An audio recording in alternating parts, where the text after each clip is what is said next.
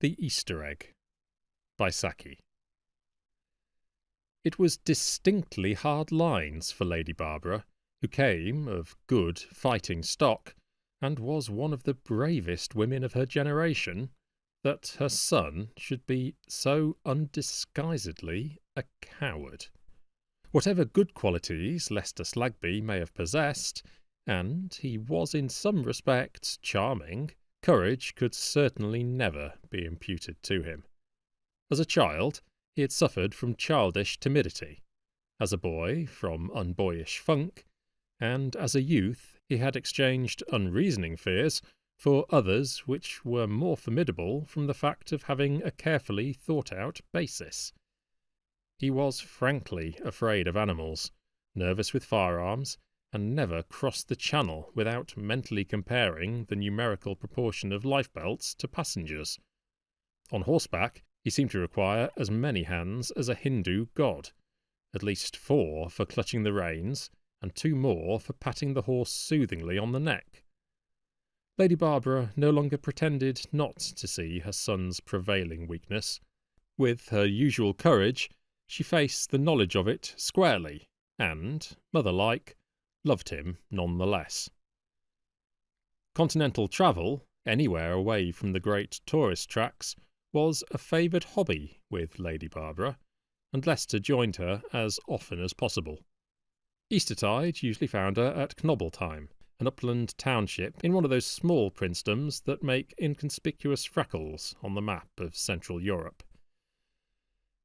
A long-standing acquaintanceship with the reigning family made her a personage of due importance in the eyes of her old friend the burgomaster, and she was anxiously consulted by that worthy on the momentous occasion when the prince made known his intention of coming in person to open a sanatorium outside the town.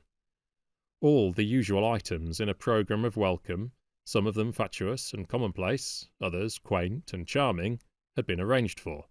But the burgomaster hoped that the resourceful English lady might have something new and tasteful to suggest in the way of loyal greeting. The prince was known to the outside world, if at all, as an old-fashioned reactionary, combating modern progress, as it were, with a wooden sword. To his own people he was known as a kindly old gentleman, with a certain endearing stateliness which had nothing of standoffishness about it. Knobbletime was anxious to do its best. Lady Barbara discussed the matter with Lester and 1 or 2 acquaintances in her little hotel, but ideas were difficult to come by. "Might I suggest something to the gnädige Frau?" asked a sallow, high-cheekboned lady to whom the Englishwoman had spoken once or twice, and whom she had set down in her mind as probably a southern Slav. "Might I suggest something for the reception fest?" she went on, with a certain shy eagerness.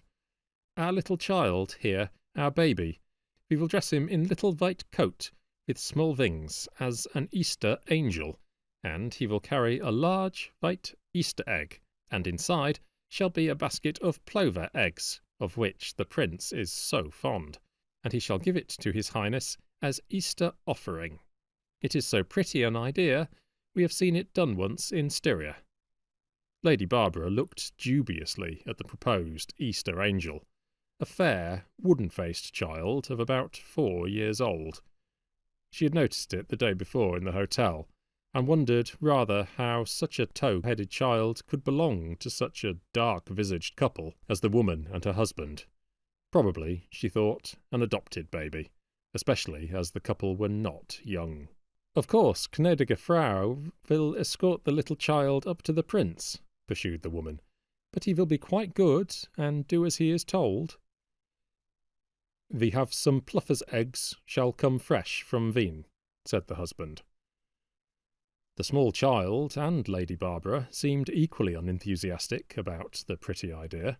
Lester was openly discouraging, but when the burgomaster heard of it, he was enchanted. The combination of sentiment and plover's eggs appealed strongly to his Teutonic mind.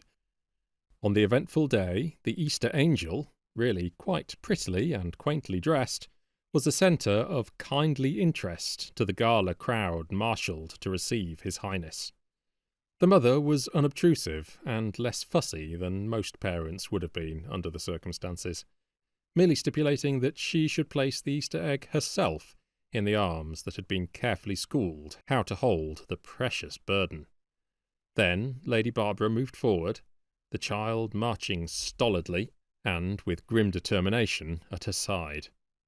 It had been promised cakes and sweeties galore if it gave the egg well and truly to the kind old gentleman who was waiting to receive it.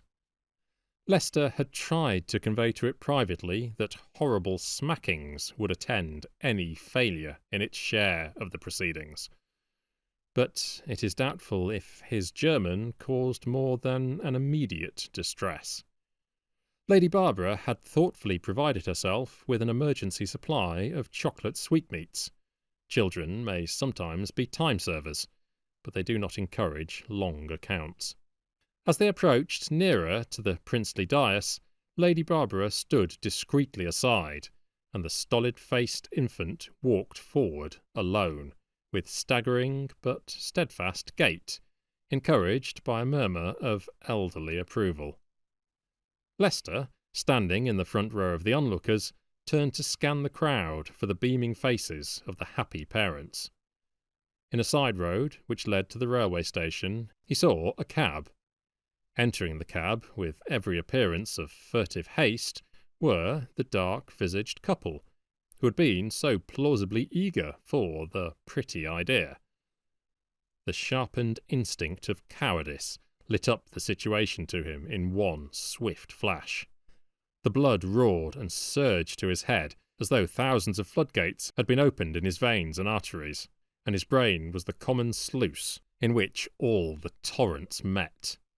He saw nothing but a blur around him. Then the blood ebbed away in quick waves, till his very heart seemed drained and empty, and he stood nervelessly, helplessly, dumbly watching the child, bearing its accursed burden with slow, relentless steps, nearer and nearer to the group that waited, sheep-like, to receive him.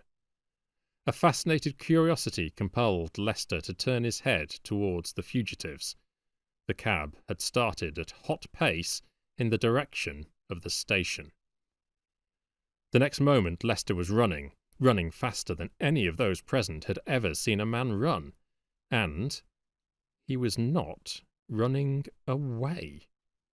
For that stray fraction of his life, some unwanted impulse beset him, some hint at the stock he came from, and he ran unflinchingly towards danger. He stooped and clutched at the Easter egg as one tries to scoop up the ball in rugby football. What he meant to do with it he had not considered. The thing was to get it. But the child had been promised cakes and sweetmeats if it safely gave the egg into the hands of the kindly old gentleman. It uttered no scream, but it held to its charge with a limpet grip. Leicester sank to his knees, tugging savagely at the tightly clasped burden, and angry cries rose from the scandalised onlookers. A questioning, threatening ring formed round him, then shrank back in recoil as he shrieked out one hideous word.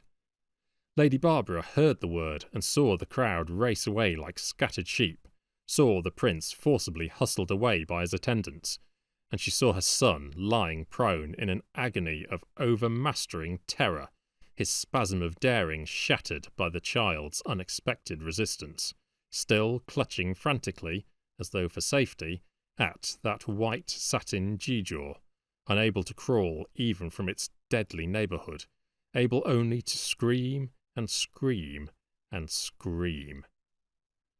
In her brain she was dimly conscious of balancing, or striving to balance, the abject shame, which had him now in thrall, against the one compelling act of courage which had flung him grandly and madly on to the point of danger.